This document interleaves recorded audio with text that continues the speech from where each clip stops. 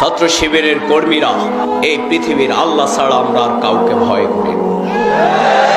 এই পৃথিবীর এক আল্লাহ ছাড়া আমরা আর কাউকে ভয় করি না। কে আমাদেরকে কি অস্ত্রের ভয় দেখান? কে আমাদেরকে কি অস্ত্রের ভয় দেখান? কেউ আমাদেরকে বলছেন 1 লক্ষ শিবির গিলতে নাকি কয়েক মিনিট সময় লাগবে। ডক্টর সুফিয়া কামাল তার মুখে পছন্দ ধরার মাধ্যমে পৃথিবী থেকে বিদায় নিয়েছে।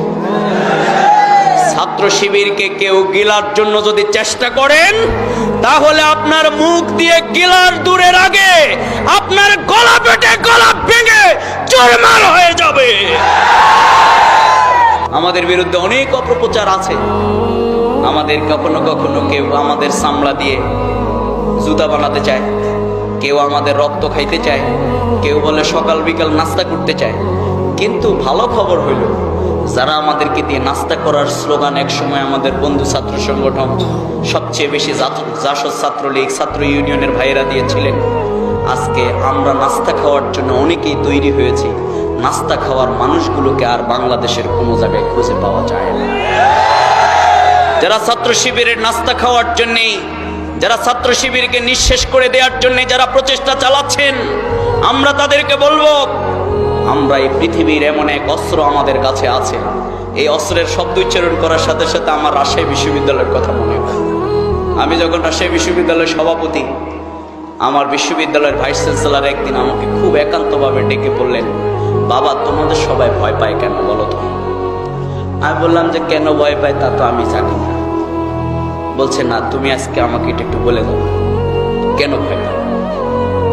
তখন আমি বললাম যে দেখেন আমাদের স্যার, আমাদের ছেলেরা কেন ভয় পায়? বলছে না, তোমাদেরকে সবাই ভয় পায়। তখন আমার সাথে সাথে বুখারী শরীফে সে হাদিসটির কথা মনে হয়েছে। আমি বললাম, স্যার ভয় পায় আমাদের কাছে এমন একটা অস্ত্র আছে, এই অস্ত্র আর কারো কাছে নেই। বলছে স্যারের কি করে চোখ মুখ খুব খুশি হয়ে গেছে, যা যাক ছেলেটা সহজ সরল, আজকে রাজশাহী বিশ্ববিদ্যালয়ে কি অস্ত্র আছে বলে যাবে, খুব খুশি হয়ে গেছে। আমি বললাম, স্যার আমাদের কাছে একটা অস্ত্র আছে, এটা কারো কাছে নেই। বলছে বাবা কি সেটা? সবাই ভয় পায় তোমাদের।